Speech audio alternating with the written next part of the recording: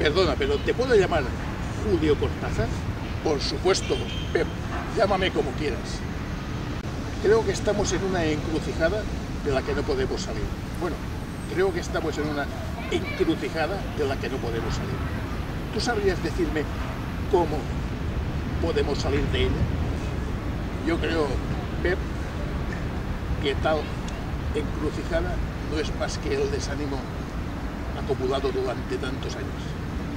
Y por cierto, ¿por qué estamos hablando castellano si los dos hablábamos catalán? I, Julio, tu creus que, sense necessitat de que tornis a tocar la trompeta, podem arreglar tot aquest desgavell? Jo crec que sí. Sense tocar la trompeta no. Haurem de tocar la trompeta. Haurem d'eliminar tots els uniformes i haurem de començar pels uniformes que ens són més propis. No sé si m'entens, Pep.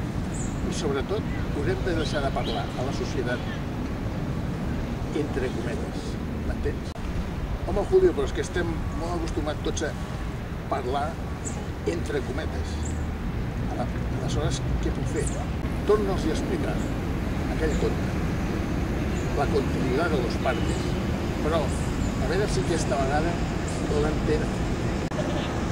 Potser ha sigut una bona idea.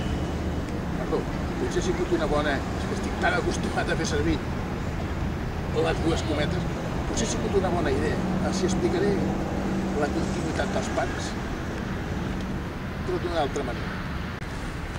Venga, Pep, vamos a cabalgar.